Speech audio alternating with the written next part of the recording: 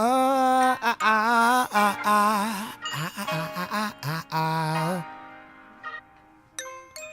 speak of promised land, soil as soft as mama's hands, running water, standing still, endless fields of daffodils and chamomile, rice under black beans, walked in the apple with cracked screens and told prophetic stories of freedom, found warmth in a black queen for when I get cold like Nat King, I'm doing the dad thing. I speak of wondrous, unfamiliar lessons from childhood, make you remember how to smile good. These countries, there's a systematic belief that this abuse makes whatever they do greater. The meat is a delicacy, meaning that if you eat it, it makes you stronger internally. And so that seems to be the common theme. Some areas in China think like certain torture or abusive techniques makes the meat softer, more tender. You know, hormones are released or whatever, adrenaline, that kind of makes the meat softer. I was like, how could this exist? How could a society abuse these animals based on some, I don't know, cultural belief? And so I went out there to see it, and I found out it was true. I found out it's a little worse than people think. Like, started going to slaughterhouses. There's really no documented torture videos of dogs.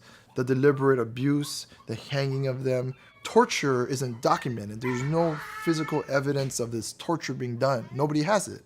And so that's what's so life-changing or so monumental about our movement, is that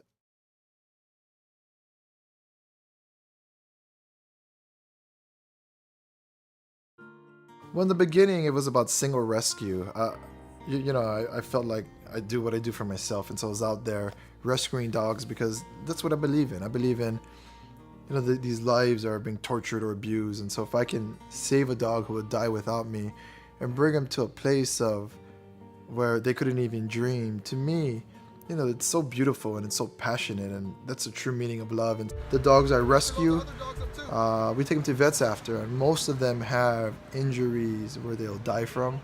A lot of them don't even make transit. But the survivors, there's kind of like I have this whole ritual where I talk to them in the vets. It sounds weird, but it's so personal for me, and it's so like, it's just personal. People think like that change has to be done on this big level. I'm nobody. I'm not famous.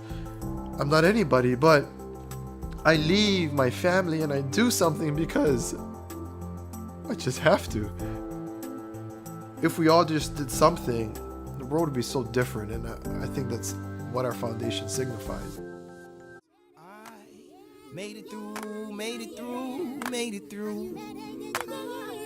And everything I gave to you, I gave to you, I gave to you.